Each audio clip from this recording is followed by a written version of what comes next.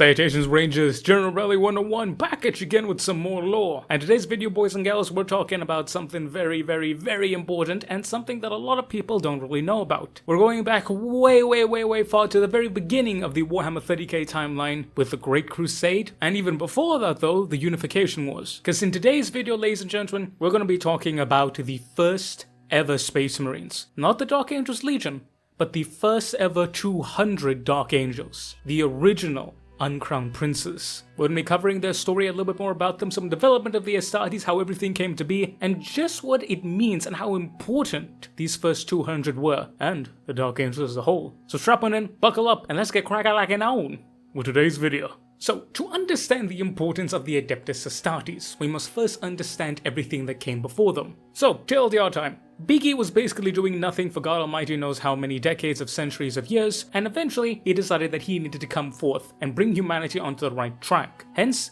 he would start and create the Reunification Wars, in which he would reunify the entirety of Terra from its various different warring states and polities. To do so, Big E needed a type of soldier, but not just any soldier. He needed a super soldier. So, did he create the Thunder Warrior Regiments, or the Legio Contagious. These were incredibly brutish, strong, and powerful warriors, but they lacked a bit more of the fineries, mental stability, as well as genetic stability that would come to classify the later Legiones Astartes. You see, Thunder Warriors were unstable not only mentally in that they were kinda cuckoo, they were also genetically unstable. You see, Big E was relatively new to the whole genetic alchemy game, but even then, he didn't really put too much stock in keeping these boys alive. The Reunification Wars were bloody, they were short, and they were violent, but they were also glorious. And lo and behold, the lives of the Thunder Warriors were that too. We have accounts of Thunder Warriors literally imploding, their organs melting, their blood rebelling, or all types of various different horrific fates. But ultimately, the Thunder Warriors didn't really care about that. So long as they were able to serve the Emperor and die gloriously, that is all that they wanted. But despite the Emperor's best efforts, the Thunder Warriors proved to be more resilient, and eventually there would be a lot of them left over. However, for one reason or another that eludes everyone, including myself, Big E decided that these boys had to die. Mr. Big Golden, totally not a god himself, had decreed that there was no way for these boys to come into his Imperium. There was literally no other alternative but to kill them. Spoiler alert, there was probably, but Big E didn't want to do it, so he didn't do it. Thus, all of these boys were gathered together on Mount Aurat, and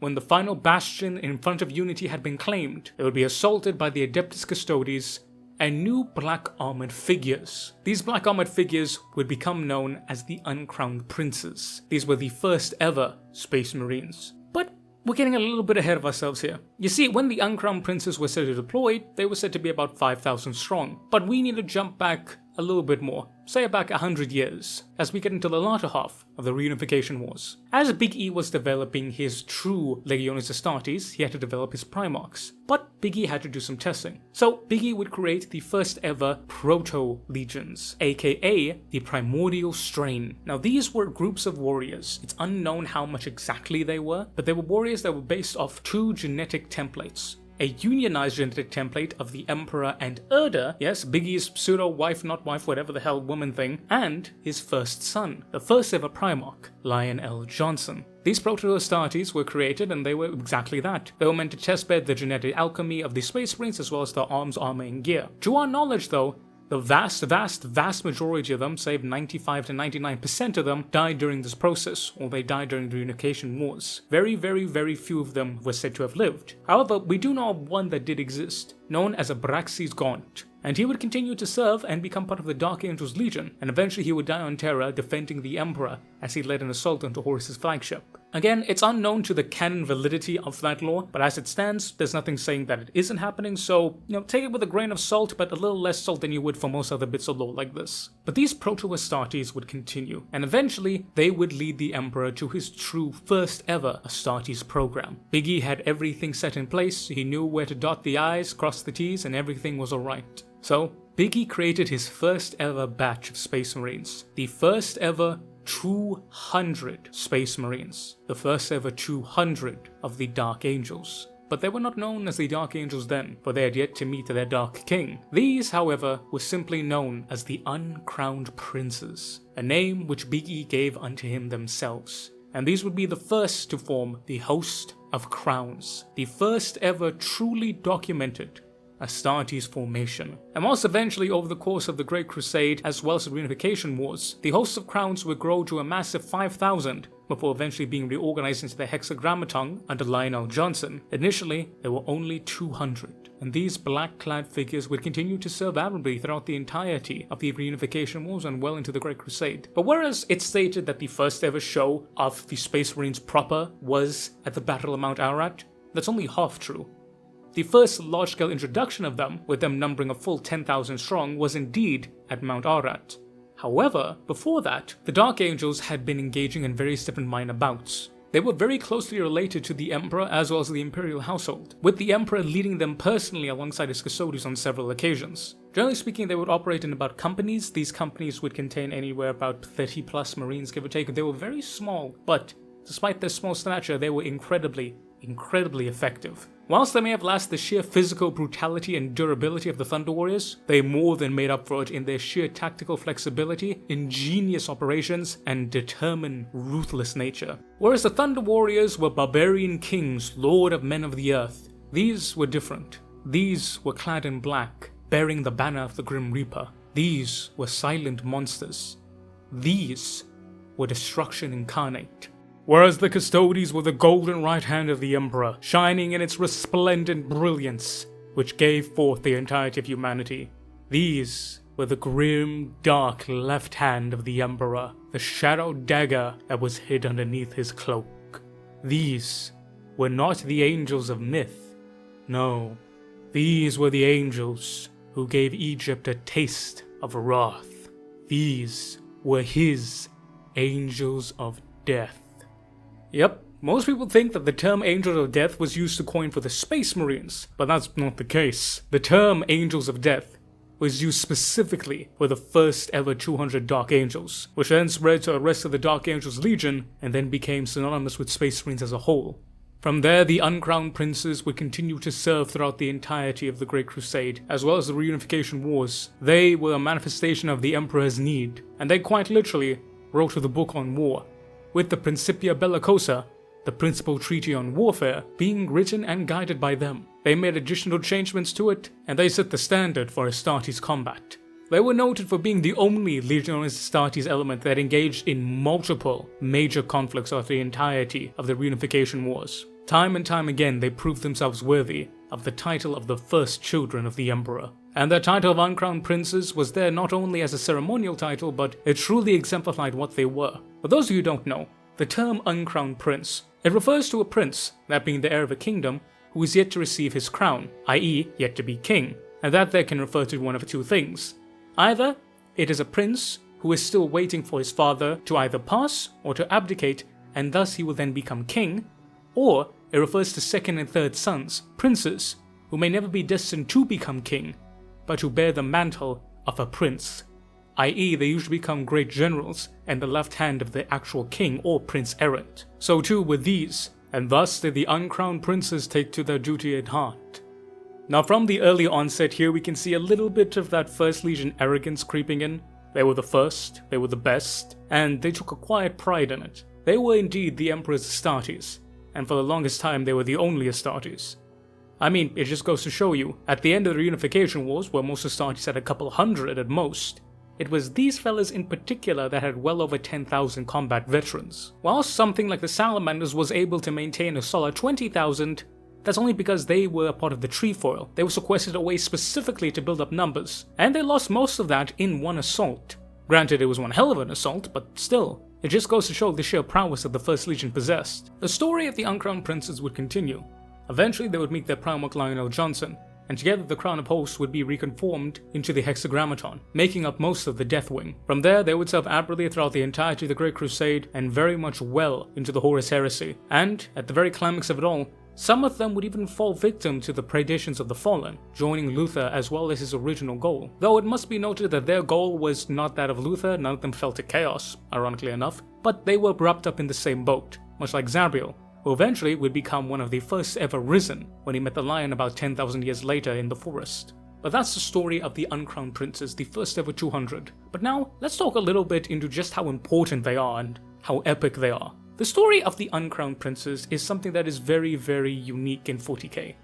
not only unique, but pivotal, I think is a very good point to bring up. The Uncrowned Princes were the first ever Space Marine, the first ever 200. These were not Thunder Warriors, these were not Demi-Thunder Warriors, Demi-Astartes, or Proto-Astartes. These were proper Space Marines, built, crafted, and created via the gene seed of Primarch Lion L. Johnson. They were the first of the first.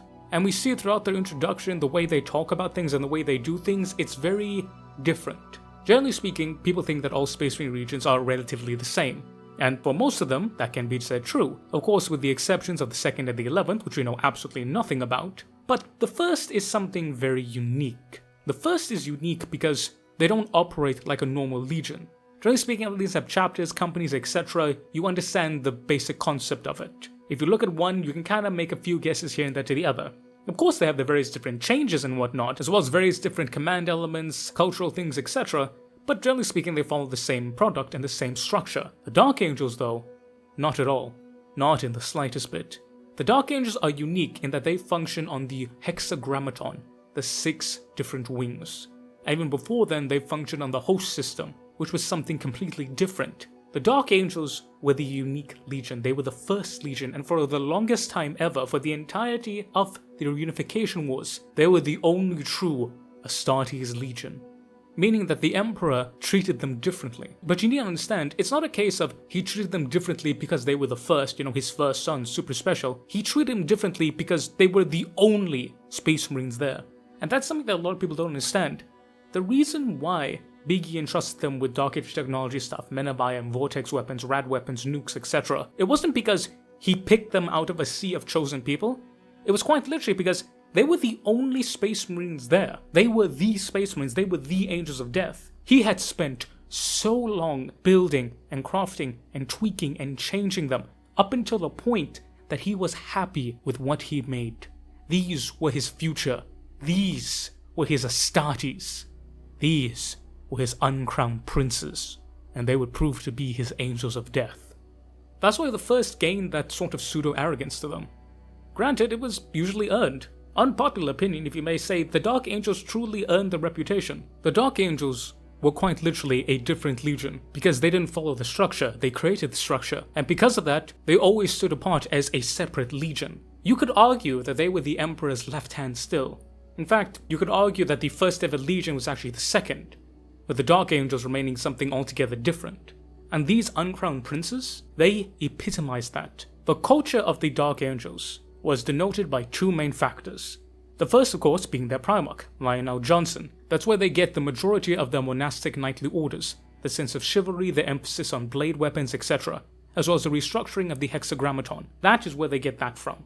But the other aspect is these original 200. These original Uncrowned Princes were the epitome of Space Marines at that time. Granted, that's because they were the only Space Marines, but they solidified what a Space Marine was, what a Space Marine is, and what a Space Marine was going to be. The Dark Angels created the idea of an Astartes.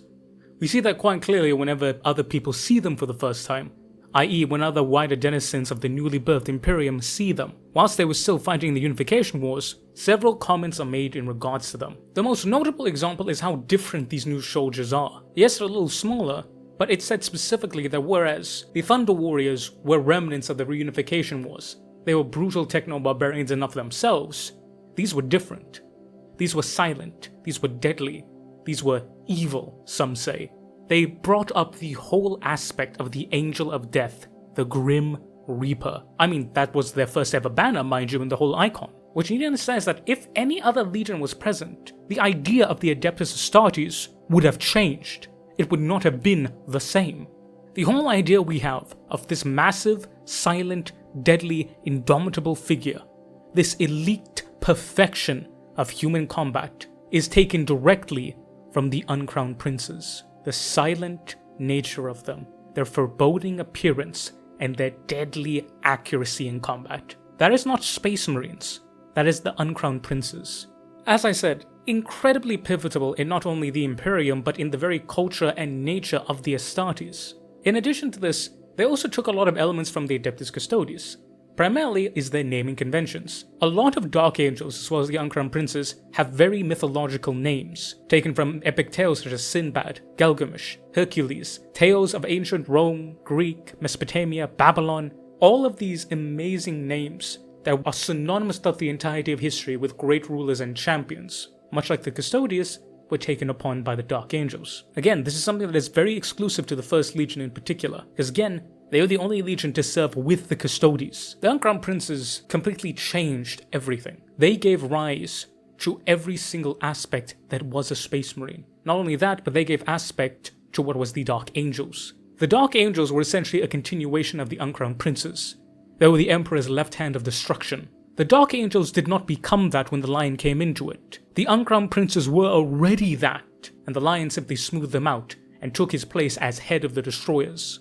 But all in all, looking at the Uncrowned Princes, you look at their story as a whole, and many of them didn't make it past the heresy. Generally speaking, a large chunk of them ended up as risen, or fallen, mind you. And we know that for a fact in modern day 40k before the return of the Lion, there were no original Uncrowned Princes. Many of them died in the service of duty, and many of them were just lost outright. The split that happened between Luther as well as the Lion completely changed the Dark Angels forever. They went from being the First Legion, the Space Marines, the Angels of Death, into something wholly and completely different. It is a common theme that the modern chapter is unrecognizable from its Legion counterpart, but the Dark Angels I think suffer this maybe the second most. The first going to the Iron Hands for obvious reasons. What the Dark Angels became were paranoid, delusional maniacs, obsessed with secrecy as well as their knightly bonds which pertained them to silence lest people find out their dark evil. Whereas the original Uncrowned Princes, they just didn't care.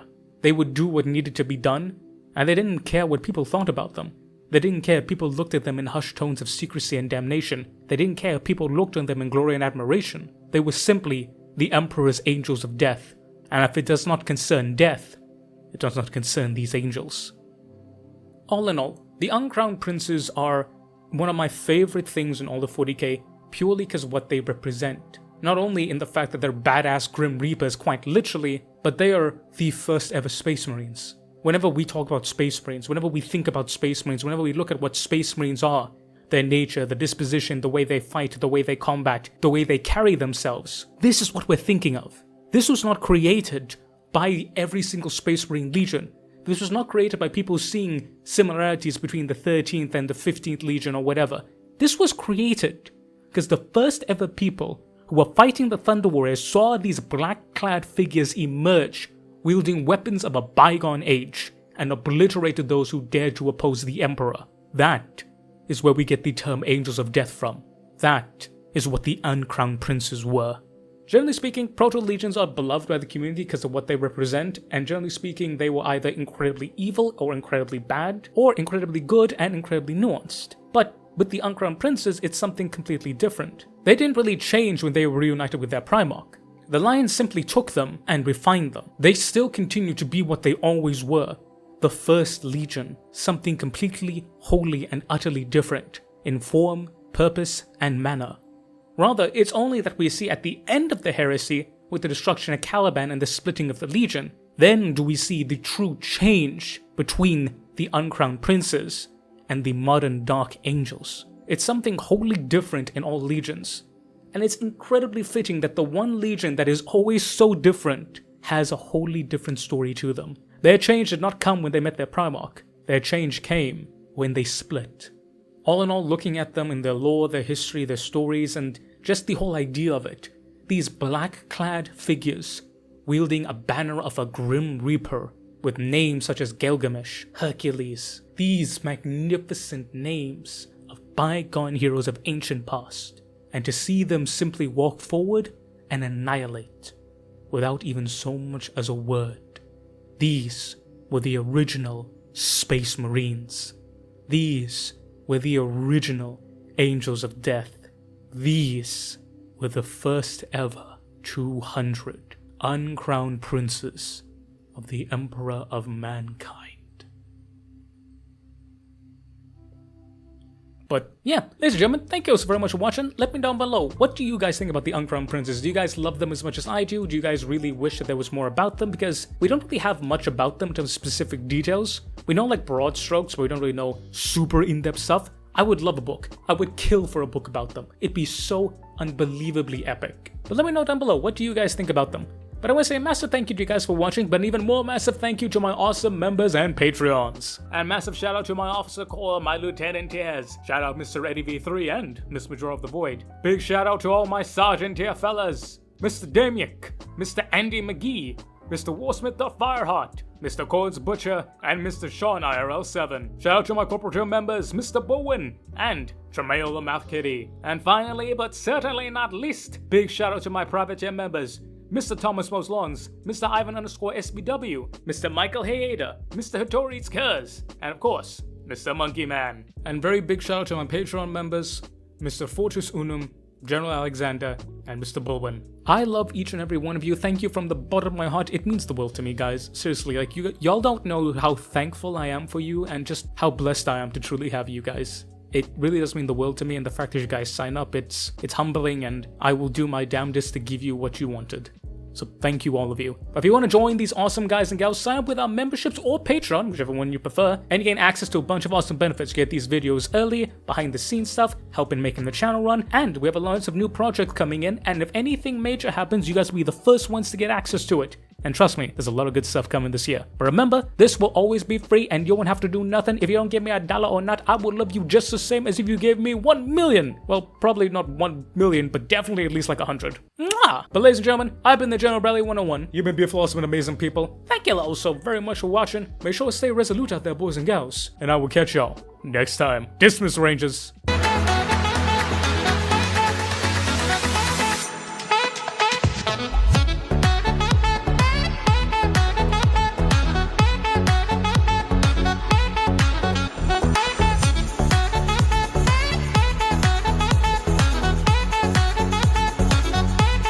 The Uncrowned Princes, the Angels of Death. God, the First Legion is epic as hell. Just wish they had a better Primarch though.